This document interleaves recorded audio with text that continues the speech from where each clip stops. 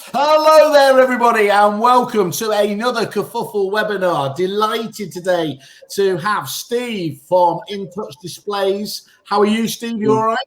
Very good, thank you, Simon. Yourself? Perfect, absolutely perfect. Loving it, loving the weather, all the rest of it. But yes, looking forward today to learning from your good self, Steve. But you've come tooled up, as they say, Steve, today, haven't you? We have got. Indeed. Yeah. Really lucky to have with us today Sasha and Scott from Sasha Scott Estate Agents in Banstead. They're fairly new to Intouch. They've been with us now for just over a month or so. Doing really well with the touch screen, and so it would, as much as I can say how great our product is, it would be great to obviously hear it from these guys as well today. So, well, you've raised the pressure there in terms over to us. Yeah, we'll just let Hang on a minute. We'll just let you talk for an hour about this. Yeah. Thanks, guys. Thank you, Sasha and Scott, for joining us. Really good of you to spare the time. I know how busy you all are. What I was keen to do today, just to have a nice roundtable conversation on this, though, and understand the title of the webinar is "The Perfect Solution for Your Windows Display." Before we just dive into a little bit of detail on that, though, Steve, could you just give us a bit of background about the company, just a quick elevator pitch about where you guys started from and where you are now?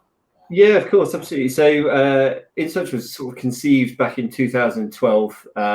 At that point, we spent probably about a year doing some really serious in-depth R&D on our kit and our system, on our service. In early 2013, we started the sort of initial rollout of the screens, and it was really initially, and still is thankfully today, really well received by estate agents. They really do see the benefit of it, of being on the high street, being able to promote their local community events, their tie-up with any community type events that they've got, sort of Rotary clubs, cricket clubs, rugby clubs, which sort of shows their brand, other than just being an estate agent, works really well on the high street, and that over the years has evolved and grown to what it is today, which is, as I say, not just promoting their series of properties in the carousel, but really getting involved with what's going on in the local area, and doing really well. As far as our service is concerned, we absolutely pride ourselves on offering a turnkey white glove service. Nothing is ever too much for us to do. We've got a really, really good in-house graphics team that put together the sort of community-based slides or the USP slides that the agents want to promote. And as I say, all of that stuff is sort of gold dust, really. So more recently, we've been promoting not just the touch screens, but the non-touch aspects as well. So digital signage as a whole. And again, that's been really well received over the last sort of 6 to 8 months. And just for those that aren't aware of it, what would you summarise as being the main benefits of having the touch screen and the non-touch screens at the moment? Sure. Yeah, I think to actually promote yourself, outside of being an estate agent seems to be, certainly in the last couple of years, something that a lot of the agents, really see value in. A lot of people that pass the office day in, day out are generally the same people. So if they can, stick something up in the window in a high bright, really visible format, that's not property, that engages with what's going on in the local community, that's what agents want, because it sort of works subliminally then.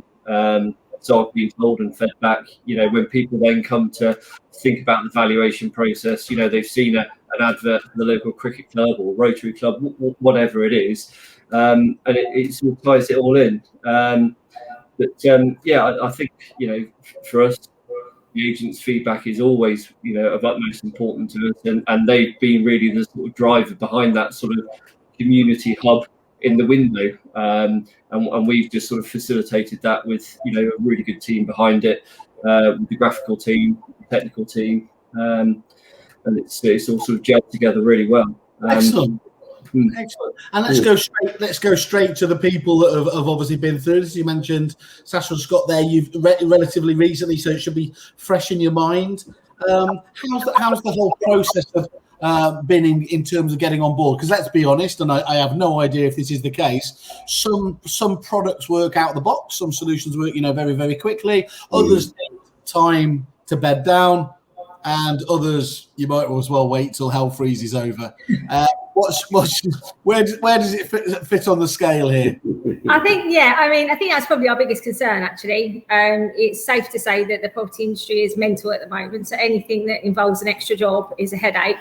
On top of that, we stupidly decided that we would get on with the refurb that we promised ourselves last year, so it was all a bit up in the air. And it was Scott's idea, actually. Scott's been looking into window displays for a while and has always hated the paper change. And actually, one of the things that he did comment on as well is actually the way that you block your customers out with the window cards. And he kept saying it, and it was like, I kept thinking, not sure. If that was a human being, it was body language is kind of like that, isn't it? Yeah. And on a light-hearted sort of subject, they used to look at the different window cards in the window. Yeah. And they would look through the window, and they wouldn't realise how far away the window card was. So you'd have all these forehead marks on the windows because they would, wait for their fish and chips and walk up and headbutt the window screen. A lot of bangs. So eliminated that. Yeah, there was that as well. But it was a case of we were doing the refurb, and he went on about it for a while. And even Steve will remember when we first had the conversation, I was definitely on the fence. I still wasn't sure when we first started talking. And then Steve showed us the product, and as the conversation went on, we actually committed in what I would say was our demo, didn't we, Steve? We were like, do you know what? It's a no-brainer. Yeah. And he did say it was going to be seamless and it was going to be easy to implement, and there wasn't going to be a lot on our side other than some measurements and making sure that we could get the website links and everything to him. And he was true to his word. Yeah, I mean, it's literally, if we need to change the display, if there's anything that we need to put in, we send an email to Deborah. It's done in moments. She's fantastic. She's already got a very good idea of what our theme is from what we've already sent to Steve. So when we first set up, we sent him all sorts of bits and pieces that we put out over the years, and so they get an idea of how we like our sort of, I suppose, updates and adverts to look. And she's always spot on with what she comes back with. People seem to really love it. I mean, Scott did just mention we're next to a fish and chip shop. We're next to a really busy fish and chip shop, so there was always people in the window, and we felt like we were letting them down if we didn't change the window cards quick enough, and we haven't got that problem anymore. If we want something out there, we can have it on there normally within a working day. I can email Deborah in the morning, and by 3 o'clock it's up. Yeah. So all I put that down to is then that you carefully spec the site, looking for that fish and chip shop, so that you knew you were going to have that working trade. So congratulations for you for using that demographic data there very carefully. Well, of course, we definitely looked into it now. I mean, we've been very lucky actually, because we're in quite a small community anyway, and a lot of what we've always done has been community led, and we like to. I don't know, it's just silly things like there's cats that need homes, and we sell homes, so why not find a cat at home? So we have one of those going up a month from the local charity where they need to rehome cats and things like that.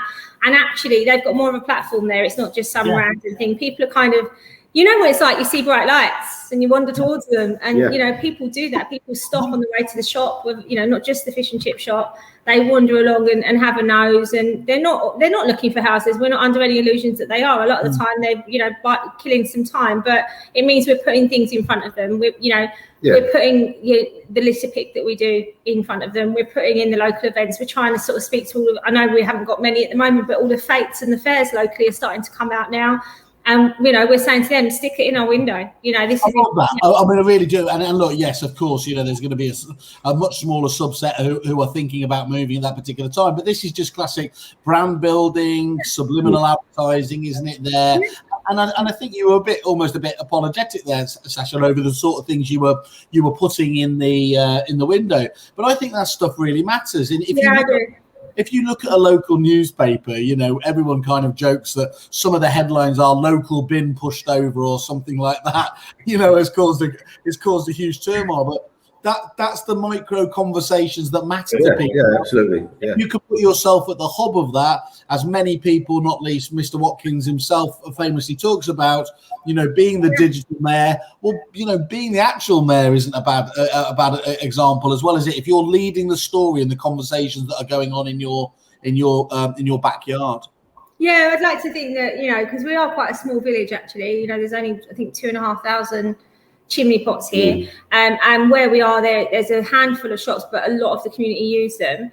So we would like to get ourselves into a position using Steve's display to, you know, get important things up, you know, when there's events happening that are important to the local, you know, schools and things like that. And, you know, hopefully become somewhere where people do check, you know, they do think, oh, actually, that, you know, I know there's an event, it's bound to be in the window kind of thing. So that's where we intend to go with it. And you're right, you know, it also, you know, means that people just automatically think of Sasha Scott when they want an update, and that's not a bad thing. And also, you know, the important thing for our clients is we're showcasing their property so much better by giving them the digital to display. You know, you're seeing a moving property, all of the insides, all of the writing coming up and down, rather than just this dull window card that says this is for sale. And people go in and zoom in, and you know, it's fantastic. The images look so much better as well, don't they? It really shows it at its best, and that's you know, our clients love that. They love that.